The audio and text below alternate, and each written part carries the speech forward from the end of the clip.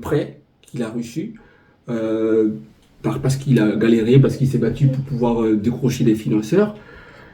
Ce qui va se passer autour des 40 milliards, il faut comprendre pourquoi c'est un scandale à mes yeux. Pour l'instant, je laisse notre ami le docteur Julien parler, parce que c'est un scandale pour une raison très simple, que là, on avait affaire à un prêt. Oui. C'est très intéressant. Donc, docteur, on va continuer sur ça. Donc, du coup, tout est validé. Vous devez recevoir les fonds. Oui. Alors, on rentre dans le dur. Voilà, en fait, on avait tellement mis du temps pour avoir les fonds qu'au moment où on a les fonds, tout à l'heure j'ai dit que les opérations immobilières, la plupart du temps, on avait les propriétaires terriens qui étaient avec nous. Et je vais prendre l'opération dont on est en train de parler tout à l'heure, les 4713 logements, oui. qui lui cette opération-là devait se faire à Bingerville. Et le terrain, les propriétaires des terrains étaient les ébriers de Adam. Ils avaient mis un terrain qui faisait 21 milliards dans le projet, sur les 179 milliards. Et comme on avait mis du temps pour avoir des financiers, au moment où on a l'argent, on est pris à la gorge. Il faut payer une avance tout de suite, sinon vous n'avez plus de terrain. Si on n'a pas de terrain, on n'a pas de projet immobilier. C'est ça. Et donc, du coup, qu'est-ce qu'on fait? On court vers notre bailleur. On dit, écoute, c'est bien beau les documents que vous nous avez envoyés, les preuves de fonds, tout ce qui va avec et tout ça, on est d'accord sur le principe. Mais là, on a excuse-moi l'expression, on a le feu au cul. C'est ça. Et là, si on n'a pas d'argent pour payer le propriétaire du terrain, il n'y a pas projet, enfin, il n'y a pas terrain, il n'y a pas projet. Bien sûr. Parce qu'il faut tout refaire. Bien sûr. Parce que le coût du terrain qu'on a à Bingerville à Annan n'est pas le même coût qu'on a à Angers, je ne sais pas où. Oui, c'est ça. Donc, si le terrain n'existe plus, c'est tout le processus qu'il faut refaire. C'est plus le même projet, c'est même pas le même business plan. Et ça dépend du terrain. Les coûts des VRD, des voiries réseau divers, ne sont plus les mêmes. Pas les mêmes, voilà. Donc, du coup, on a tous intérêt. C'est l'argent que vous nous prêtez, on va vous payer des intérêts à se bouger. Ils nous disent, oui, mais nous, on va pas quand même prendre notre argent pour envoyer ça comme ça aussi gratos.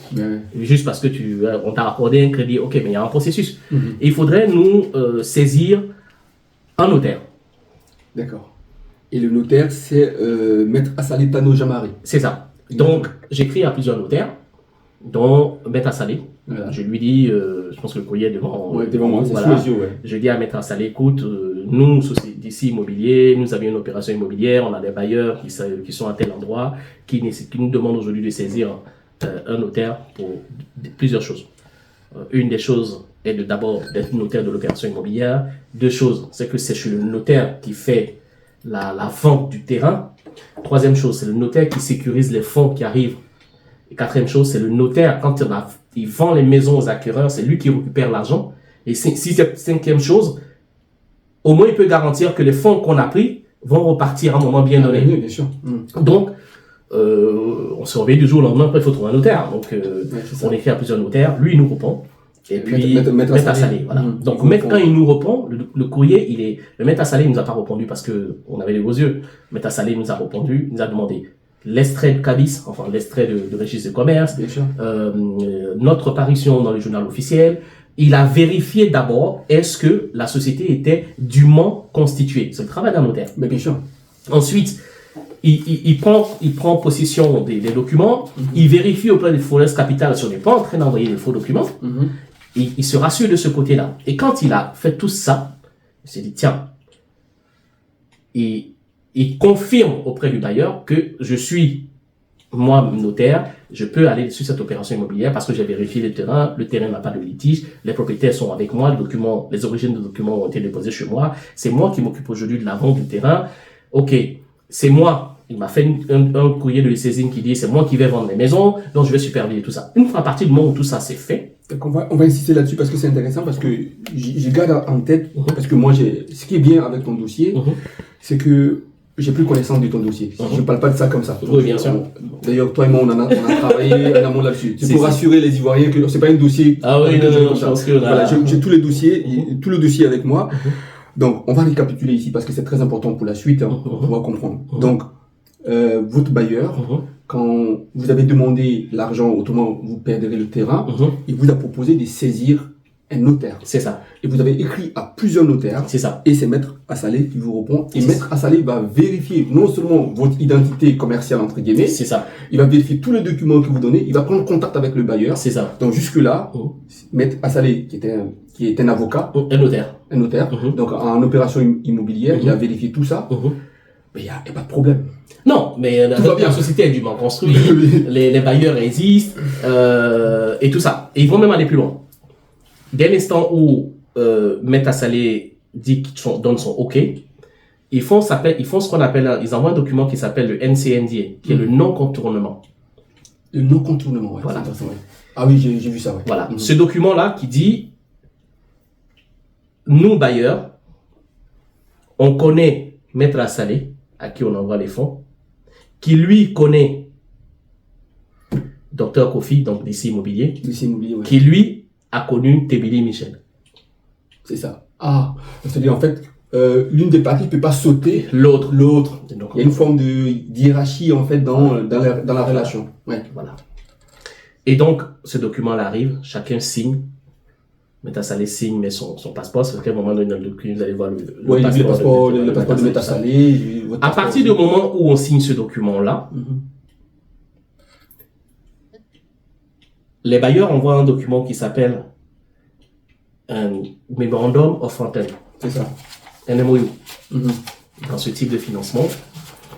Et dans le MOU, les bailleurs disent, nous, Forest Capital, on accepte de faire transiter ce montant-là chez vous, Maître Assalé. Nous, on le signe, Maître Assalé le signe, et puis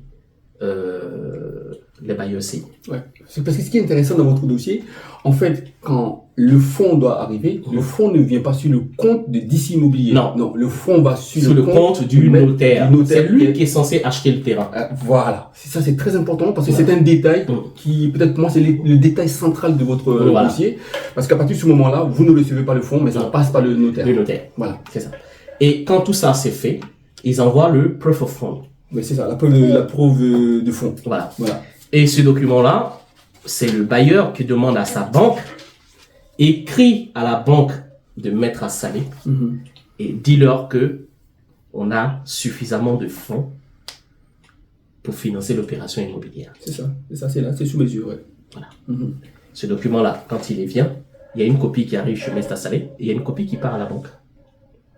Donc, depuis le mois d'avril, les documents sont là, le 15 avril 2020, la banque était informée que Maître Assalé allait recevoir de l'argent. D'accord. Et Maître Assalé, sa banque, c'était la Société Ivoirienne de Banque. La CIB, comment voilà, on dit, c'est ça. Donc, depuis le 15 avril 2020, la banque avait déjà reçu le proof of fund. Ce qui est tout à fait logique, normalement. Oui. Ce qui est tout à fait logique. On est d'accord. Ouais. Et dans ce document, Barclays dit, nous, notre l'huissier de Barclays confirme que Forest Capital Limited Market a les fonds qui vont transiter sur le compte de études de Maître Assalé Tano pour une opération immobilière. C'est ça. Et à partir du moment où ça s'est fait, la suite, c'est qu'on me demande moi de faire ce qu'on appelle un NCIS. Un CIS. Ce CIS-là, c'est que je dis, moi, Julien Kofi, je demande au bailleur de décaisser 30 millions d'euros sur tel projet, puisque je viens de dire en amont qu'il y avait plusieurs financements. Bien sûr. Sur tel projet, de décaisser 30 millions d'euros, de les envoyer à mon notaire, Maître Assalé Tano, Jean-Marie, sur son compte numéro. Et la bonne partie de l'histoire, c'est que le CIS est rempli par la banque. Oui, j'ai vu ça, ouais. Donc, c'est la cible qui donne les informations à transférer à notre bailleur. C'est ça. Donc jusque-là, la cible est de fait, tout est transparent, voilà. Toutes les parties sont informées, ils ont le même niveau d'information. C'est ça. Ça c'est vérifiable et ça c'est facile à voir. Le CIS est renvoyé et le 26 mai 2020, le premier transfert de 30 millions d'euros est exécuté. Exactement, voilà, je le vois ici, je l'ai sous mes yeux, étude de Maître Assalé, IBAN, donc l'IBAN est là, et puis donc vous avez 30 millions d'euros, currency, c'est marqué euro. Donc c'est sous mes yeux, et puis vous avez débit de... Voilà. Et puis l'exécution, c'était le 26 mai 2020. C'est ça. On est là, c'est sous mes yeux. Je l'ai dit pour les téléspectateurs pour qu'ils comprennent effectivement que tout est documenté et dûment légalisé. Maintenant, je pense que je vais poser la question qui fâche. À quel moment les déboires commencent pour toi? Ben, Les déboires commencent... Jusque-là, les déboires n'ont pas recommencé. Voilà. Jusque-là, les déboires n'ont pas recommencé. Jusque-là, le bailleur a transféré 30 millions d'euros. 30 millions d'euros. Quelques jours plus tard, donc je pense que ce document-là, c'est le document qui atteste que la compensation a été faite. Le transfert a été fait le 26 mai. Oui, le 26 mai, ouais. Et la compensation a été faite au mois de juin. C'est ça, le 11. Le 11 juin. Donc, entre le 26 mai et le 11 juin... Le 8 juin plutôt. Le 8 juin. Donc, on a 26 mai, il y a 4 jours, plus le 8 juin, ça fait 12 jours. 12 jours, ouais. Donc, le transfert est exécuté. On attend 12 jours. Le bailleur, lui, fait quoi? Il nous transfère l'attestation de compense. Ouais. Qui est là devant vous. Qui est là devant toi. Cette attestation de compense dit que à cette date-là, le 8 juin, l'argent le 8 juin, à 11h20 minutes 31 secondes, l'argent n'est plus sur le compte du bailleur. Donc l'argent est parti. L'argent n'est plus sur le compte. Ouais. Et ils ont transféré un document qui s'appelle une attestation de débit de compte. C'est ça. Qui montre les fonds qu'il y avait sur le compte et les fonds qu'il y avait sur le compte après cette date-là. C'est vrai. Les 30 millions d'euros n'étaient plus sur le compte. C'est ça. Quand nous, on reçoit ça, là, on va sur la suite, on se pose la question de savoir, mais tiens, on reçoit de l'argent, qu'est-ce qu'on est censé faire? On est dans un pays civilisé, bien sûr, démocratique. Bien sûr. On est d'accord sur le principe. Mais sur le principe, ouais. Il y a des institutions dans un pays qui dit que quand vous allez recevoir surtout autant d'argent, il y a des déclarations à faire. Bien sûr. On se dirige aux impôts. Aux impôts. On informe les impôts que nous allons recevoir de l'argent. On nous dit, mais cet argent-là, c'est quel argent? C'est votre argent? Non, c'est pas notre argent, c'est un prêt. Ah non, si c'est un prêt, il faut écrire au directeur des emprunts extérieurs. D'accord. Donc, vous êtes allé voir les impôts. Ils nous disent la procédure à suivre quand on veut recevoir de l'argent. Comme c'est un emprunt, il faut écrire au directeur des emprunts, des établissements et des crédits de la Côte d'Ivoire. Ce directeur des emprunts-là, c'est lui qui rassemble l'ensemble des emprunts étrangers. Et le jour où vous allez remonter les capitaux, il est bien informé que les fonds sont rentrés. Donc, le 2 juin, nous avons adressé le courrier qui est tout. Ouais, le 2 juin, Abidjan, le 2 juin 2020. C'est ça. Donc, monsieur le directeur des établissements de crédit et de finances extérieures.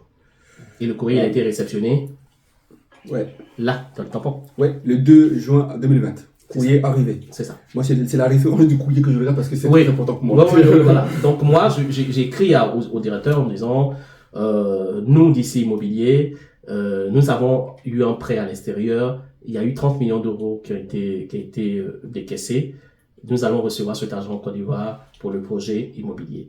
Et dans ce courrier-là qu'on écrit, on dit que les fonds sont donnés par Forest Capital Limited. On dit que les fonds, le prêteur, c'est nous. On dit que l'emprunteur, c'est nous. Le prêteur, c'est Forest Capital. Le montant, c'est 30 millions d'euros. Le taux, c'est 2%. La durée, c'est 7 ans. On informe le directeur des emprunts extérieurs que on va recevoir de l'argent. Et on joint tous ces copies-là. Ouais. Le formulaire F57, quand on est en France, on sait ce que c'est qu'un CERFA. Ouais, un CERFA, ouais. Toujours. Voilà. Et donc, un CERFA dédié à déclarer des fonds. C'est ça. Compte rendu d'emprunt. Voilà, qui s'appelle le formulaire numéro 57. Ouais. Dans ce formulaire numéro 57, qui a été réceptionné le 2 juin, on a bien dit, d'ici Immobilier, on a emprunté 30 millions d'euros, Forest Capital, taux d'intérêt 2%, et on a signé, on a tamponné, et eux, ils ont réceptionné. Le 2 juin. Rassure-moi. Non, mais jusque-là, ça va. Jusque-là, on est d'accord. Donc, on a fait toutes ces déclarations-là. Donc, ils étaient bien informés. À partir de ce moment-là, mes déboires vont commencer. Ouais. Ni la banque ne répond au notaire. Pour dire que les fonds sont disponibles. Voilà. Et on ne sait pas trop quoi faire. Stop. Là, on a plus de 1 heure. D'accord.